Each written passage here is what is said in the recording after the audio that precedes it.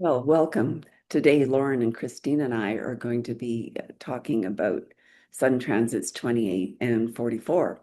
And we're going to explore around and see what we can learn and what we can play with over the next two periods of 5.5 days. Just before we started recording, we were talking about our experience of the different sun transits, the different gates. And I had commented that the 50 that we're in right now feels very comfortable to me because it's one of my it's in my design. And Christine, you had commented that um, it's maybe more likely that would be paying attention or being more impacted by the gates that aren't as strong for us.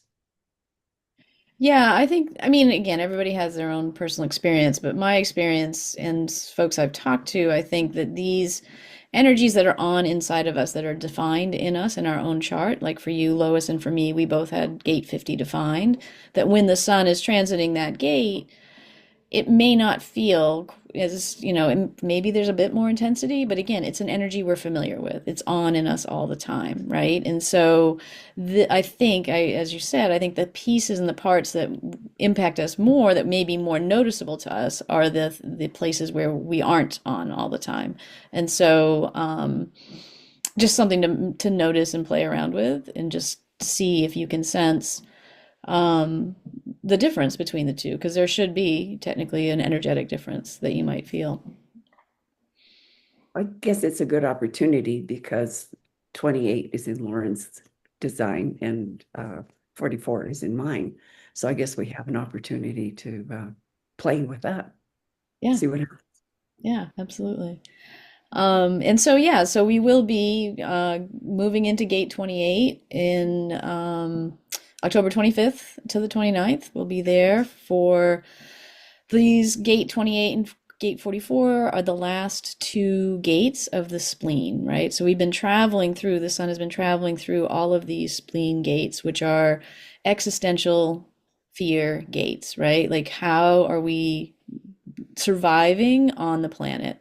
And I suspect by now there's probably a lot of folks that can really can really Relate. that has been, I really think that this, season has felt particularly fraught in that way. We all are looking out, even if we're, keeping our consumption of news and information low, you cannot avoid how much unusual, fearful, fear-inducing things are happening on the planet right now. And so it is interesting to me that we this is the time that it's really ramped up, I think, in some ways. Which also makes me think that maybe after Gate 44, and maybe after November 4th, we move into a different part of the wheel. We move into a different eighth of the hex of all the hexagrams, which will be moving from the wind energy into heaven energy. So all of that makes me think, maybe after, November 4th, things may feel a little more settled, or maybe just pushing on you a bit less. So that's kind of the broad overview of the next, 11 days or so. But Gate 28 itself is the game player.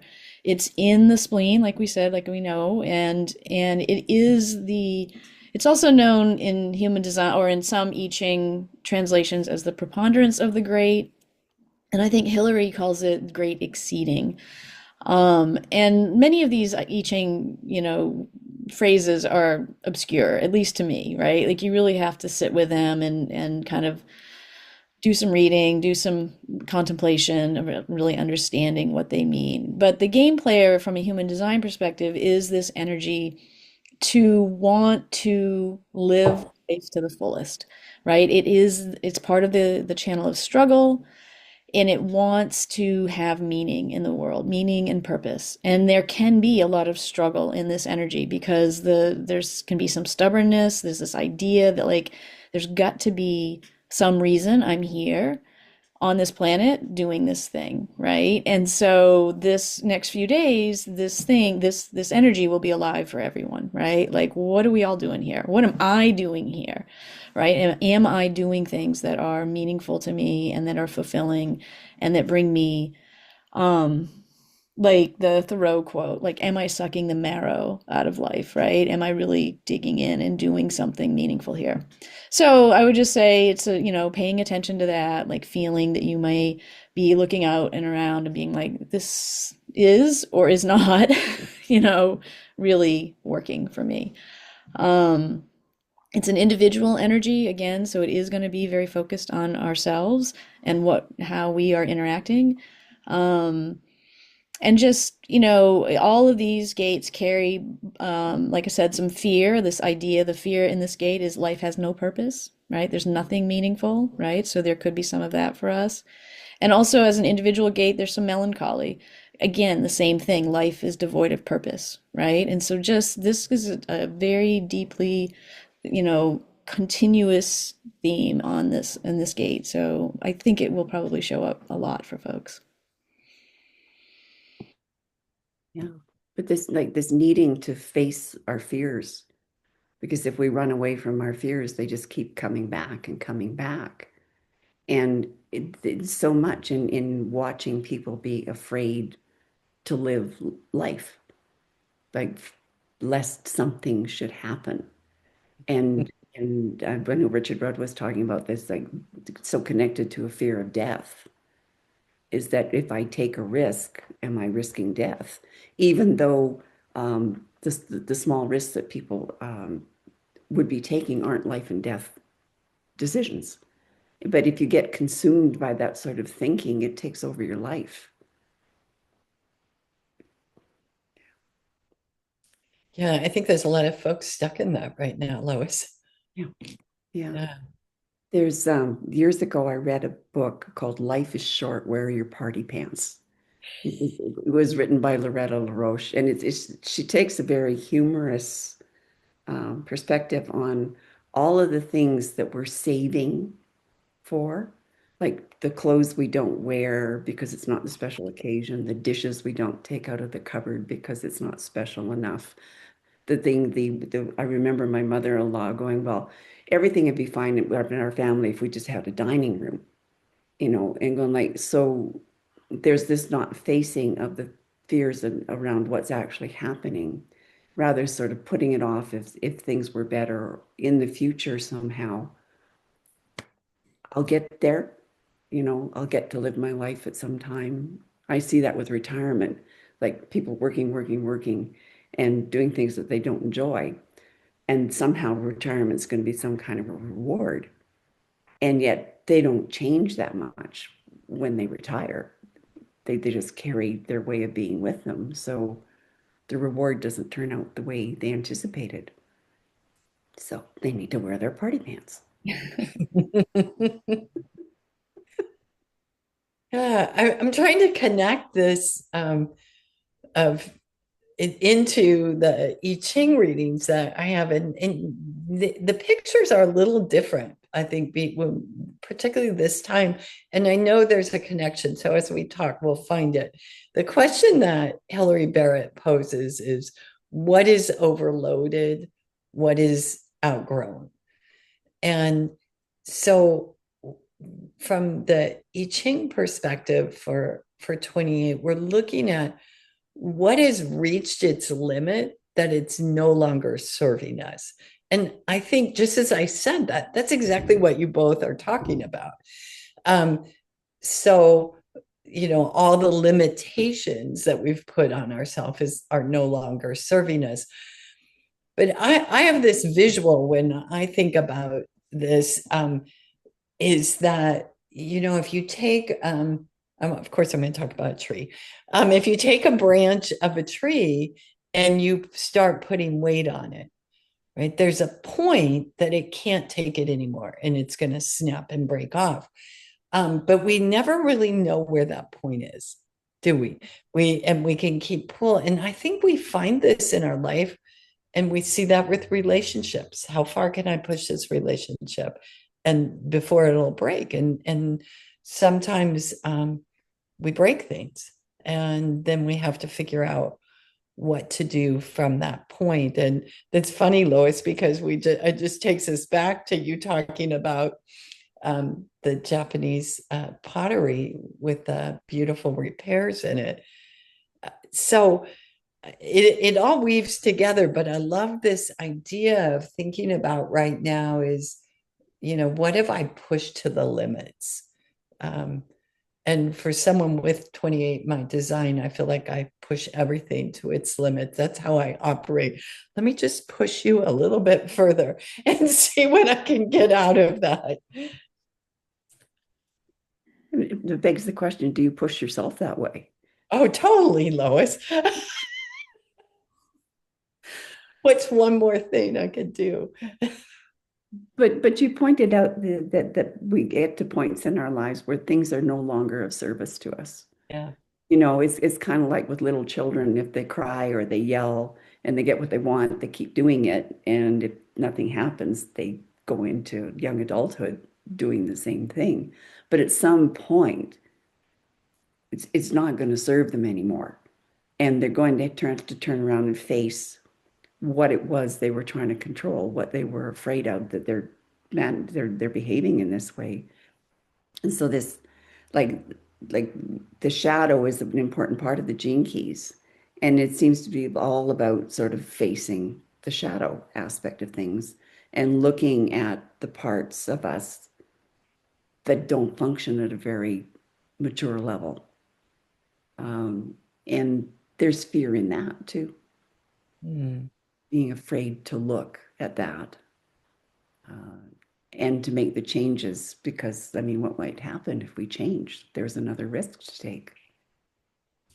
Yeah, I think the risk for me is the key here, right? Like this thing about pushing on things and keeping going in the same direction, pushing on the limitations of how much and you can do the same thing essentially over and over again is, the dilemma in the gene key is avoidance, right? Like, and this is a splenic quality. Like we avoid making changes because we're holding on to what no longer serves us, right? Because we're more afraid of the unknown, we're more afraid of the risk, right, than we are of what we think is, at least this is a, status quo, right? Like I know this thing. But that isn't really true, right? Like we've been conditioned to believe that, but not making a choice is a choice. Not changing is also, a choice, right? And we've been conditioned to feel that making choices, taking risks is somehow more scary than staying with things that we clearly know are not working for us, right? And so I don't know. I just think that, I think these two interpretations of this energy do really kind of coalesce around this piece about like avoidance and risk, right? How risk avoidant are you? And is this a good time? This is the game player, right? Like, are you ready to play a game? Are you ready to try a new thing? Are you ready to roll the dice, right? Like, if you're not, then you're just going to sit in that same spot on that board while everybody plays the game around you.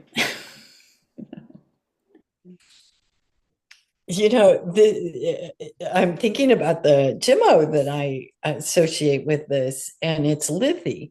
And as you were saying that, there's so many things now that I hadn't considered that also map to it. So the Lithy tree has a branch that you could bend forever, and you can just keep bending it and bending it and bending it.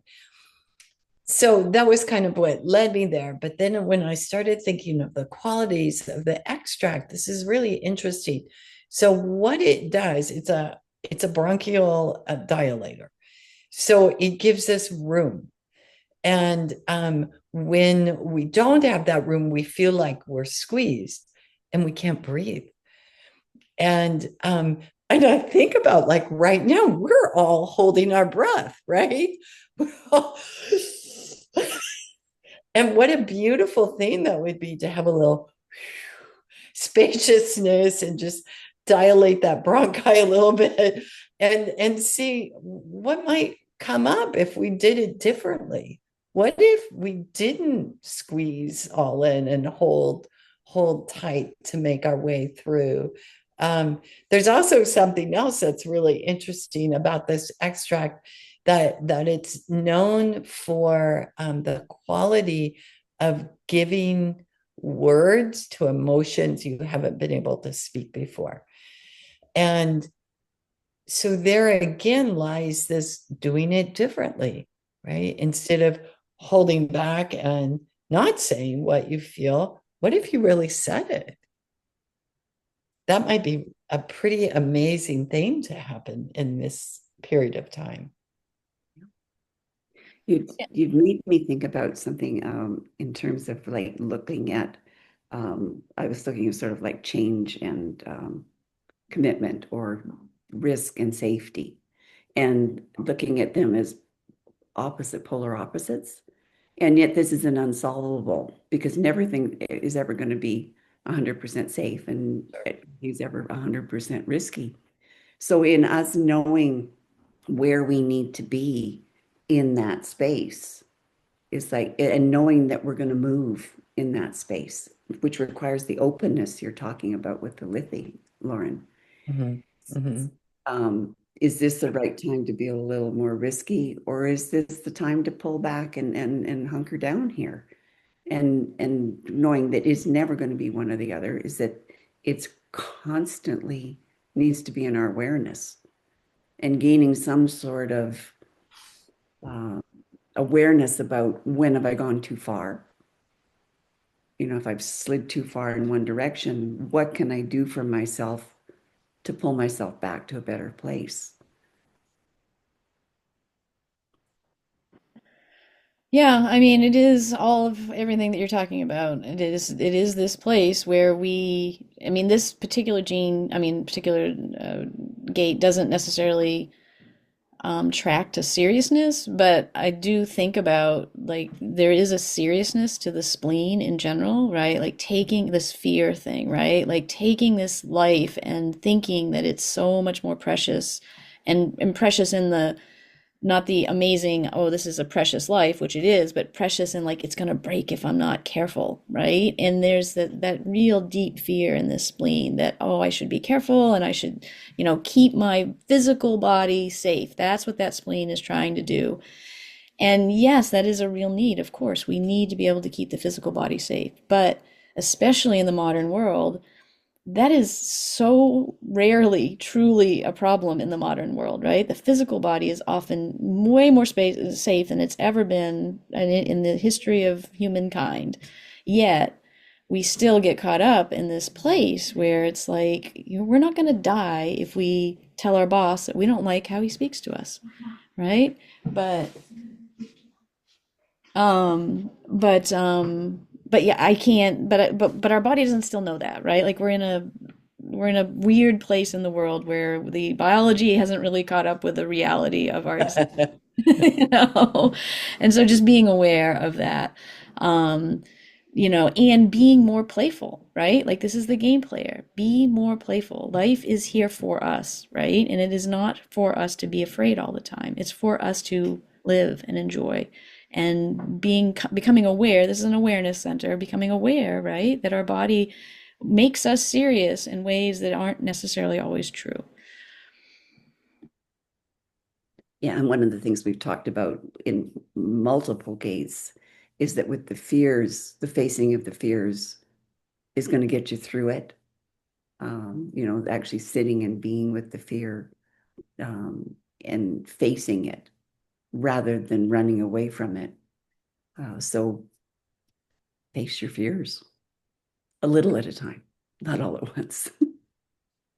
And use a little lithy to help with it. Yeah, yeah, I love that. Well, and again, like this is this individual gate, but as we move on the 30th of October into gate 44, also a spleen gate, that is a more tribal gate. And it makes me think about, part of the reason we are so afraid in the world is because we are so disconnected from one another, right? We are so not in community with one another. In fact, we're often not in community because we're told that our neighbor is somebody to be afraid of, right? And so we have all kinds of fears in our system about being with the one thing that we know actually does make people feel safer, which is being together, right? And so as we move into gate 44, gate 44 is it's alertness, right? And when I see this in people's chart, I often ask them if they have a bit of hypervigilance about their own safety in the world, right? Because this alertness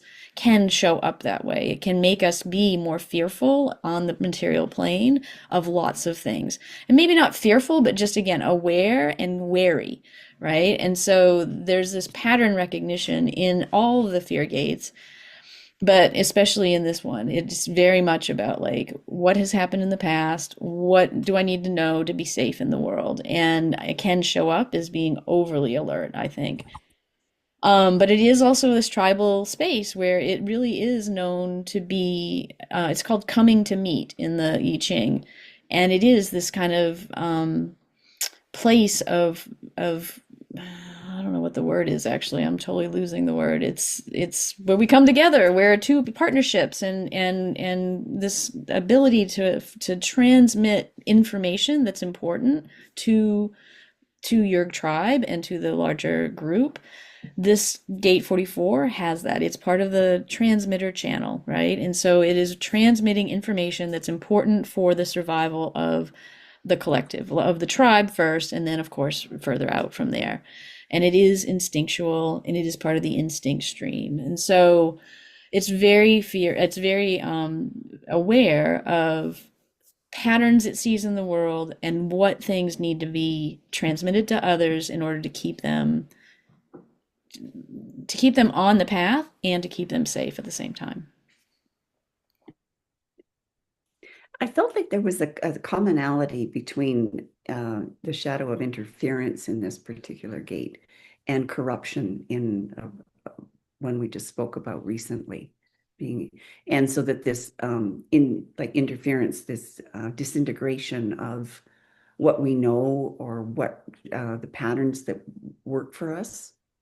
And so Richard Rudd talks about it like being a virus we're born with. And so it's like something that everybody has to work their way through. So this interference in your ability to connect with yourself first and then with everyone else. So it's incredibly relational in this gate. Yeah. Yeah, and it is. I mean, they sit right side by side in the spleen, right? 50, that's gate 50 you're referring to. Corruption is the shadow there, which we're in currently as we record this. And it sits right next to, gate 44, which I think that's true, the interference, right? Like, and also I think about interference, like the static and stuff in electronics and things like that. There's this kind of, it's just noise, right? And knowing what the noise is as opposed to what the pattern is, what the thing is that needs to be paid attention to. I think that there's some of that in this energy as well. Yeah, it seems like this is going with the gate regarding corruption. This is about seeing through the deception with this hyper alertness. And Hilary Barrett brings up the question that what would be an adequate response to this energy? So you're hyper alert, you're seeing things, and what is an adequate response from you? And how far will you let that go, whatever it is that you're seeing or doing? It comes in from an interesting angle, and but I think when we're thinking about relationships, that's a little bit about how far will you let this go? How far will you let something that isn't working or needs mending or whatever the need is, how far are you going to let that keep going on? And I think it's very interesting coming at this particular time collectively, because I think that's kind of what we're all thinking right now. Like, how far can this go? Yeah. There was something you said that it connected to just before you came on the call, Lauren, I had said to Christine that I'd had this shift in me where I'm letting go of being so on top of everything, and which is causing me some problems. And yet at the same time, there's this release of energy, like all the energy that went into that being on top of everything. Um, and but it's like this getting used to being in the space in a different way and letting go of something like that, which I believe was hypervigilance, which you mentioned.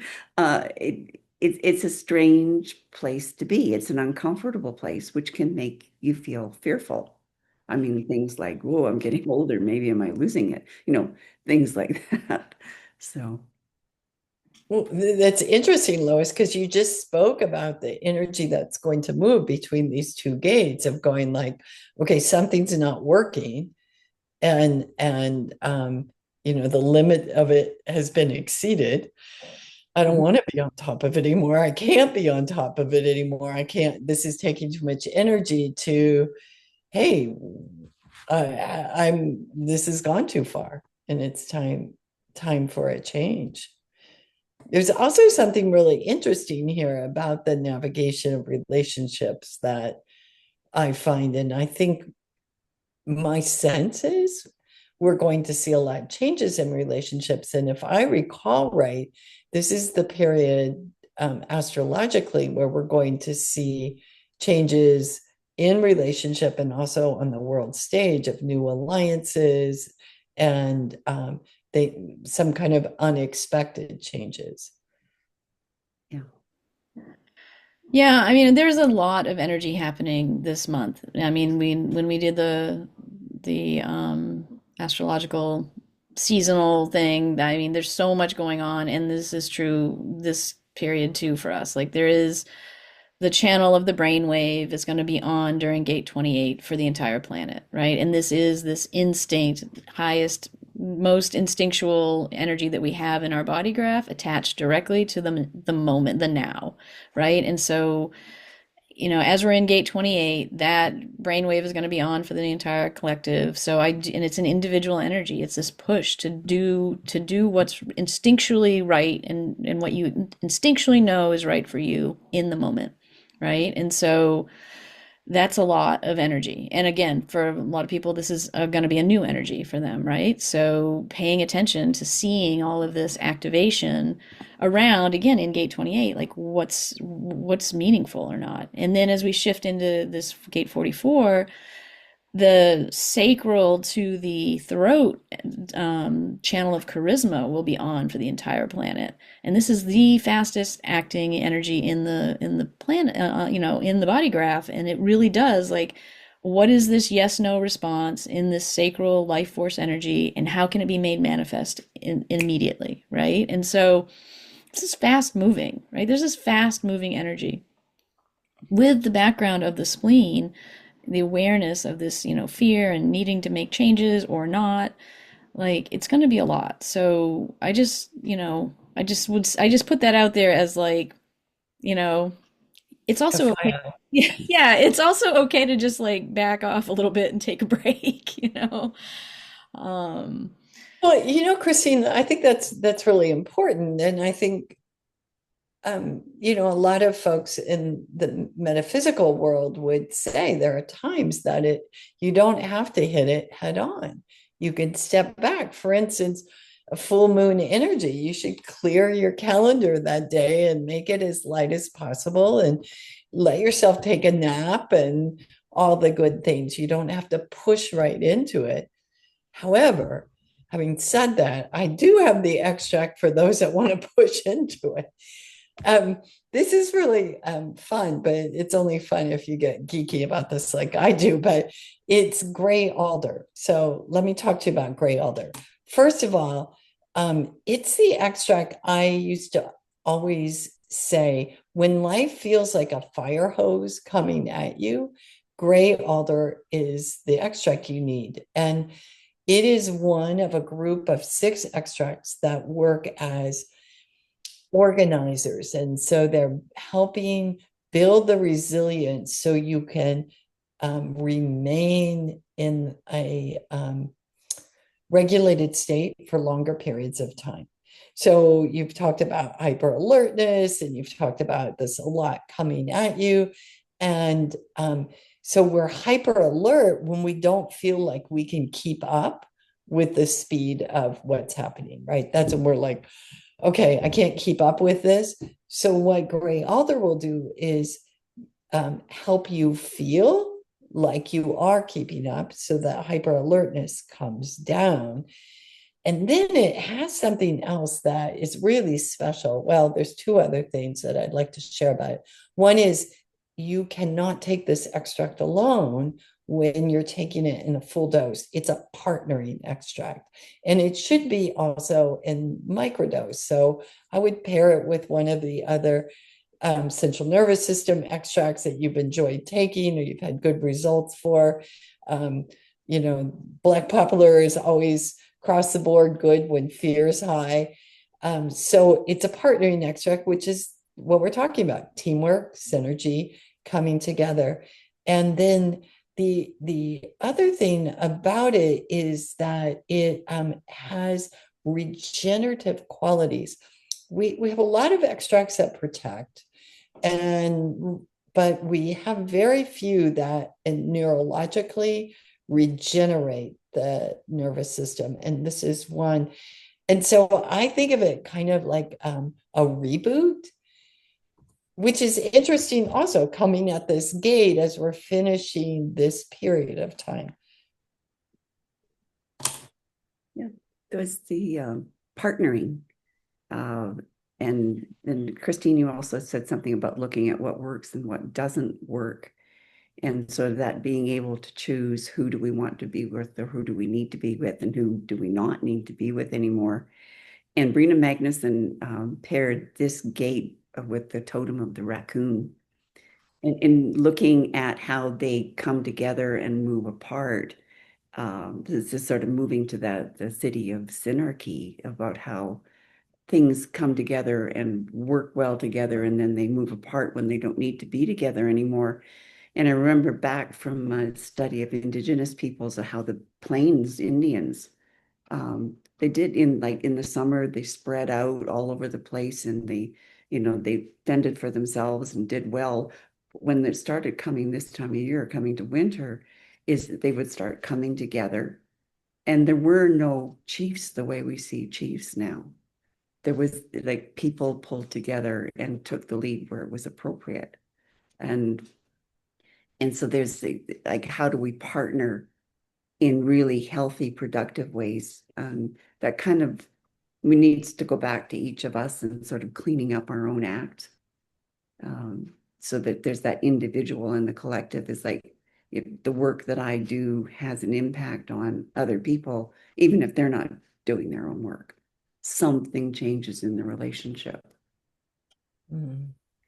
Yeah, I love that. Everything about that is Gate 44, right? It's this tribal resources in cooperation, right? Like Gate 44 really wants to be collaborative, wants to be in cooperation. And I think it's a really lovely ending to this, this spleen cycle that we've been in, right? Because it is about, and we see it in, like, it's also nice to see in the world too, right? Like, as we've talked about all this, tumult, maybe the final thing or something to come through during this time is like, wait a minute, like this could be eased greatly by a little more cooperation, right? So there will be this energy there to do that. And again, like you said, indigenous peoples were following they were following, and they were in cooperation with the planet, right? Like, this is the other thing that I think is really important here. Like, we can be, just as these two gemmos, or this gemmo will partner with another and needs to partner with another, right? This is also us. We are partnering with the plants. We are partnering with Earth. Like, this is the piece that we've gotten disconnected from. And, maybe this will be something that shows up for us as a collective, and like, wait, hold on. Maybe the partnering thing is the missing piece. Well, and I think it's important that we keep bringing this back to nature, because it does have all the answers for us. It truthfully does. And Lois, you reminded me, this is the time when deer that have been out on their own, and mamas, they come in and create that communal place to overwinter. And I just noticed this morning for the first time this whole group that came through our land, and normally it's, a mama and a baby, but there were like 12 of them. And so they come together so they can share resources during the harsh time. So of course, the native people, having lived so close to the land, would learn this from the animals that we live with. Birds do the same thing. They all come together in that period. I don't think we can reflect enough on all the answers that nature holds for us each period. Well, there's actually within these two gates, when I was reading in the Gene Keys, is 28 is a sense of being able to sense into what's going on for other people. And then 44, he says is about being able to smell. And I was thinking about, like, when animals can sense, like they sense when something's a baby, or they sense when something's ill, or when there's fear. And we've gotten really, really far away from that. Oh. So back to nature. Yes. Yeah, there are deeper pieces in the human design body graph that correlate to various like smell and different cognitions, we call them, right? And this is the stream of smell, and this is a very primal awareness that we are not very connected to, right? Although we do have a lot of language where people still refer to it, and we know that people have instinctual senses of other people, situations, and whatnot, right? We say, oh, it just smelled off, right? Like, oh, right? So we still use the language that is part of our nature, but we don't necessarily always connect it back into what's truly happening there for us. I get it. Fascinating. Okay, go for it. Yeah. So again, all I will say is, as we know, this is the 31st. The first is Samhain, is Halloween. There is also this time of year that we know about that is there for a reason, for all the things I think we just talked about, right? These are the natural patterns of what's going on in the world, and humans have created ritual around that. And so this is going to also be part of what's going on for us in the next few days.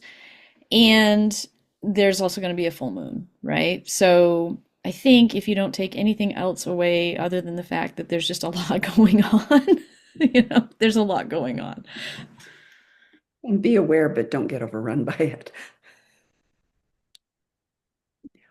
Yeah, these spleen energies are going to make you aware one way or the other. It's just about bringing, the embodied awareness into your your conscious knowing, and that's the real key, right? And that's the thing I think we're all just playing around with, right? Like, how can we translate this thing that's happening around the world into something that we can actually make sense of, and maybe have stories for ourselves about, or stories for others. So, great.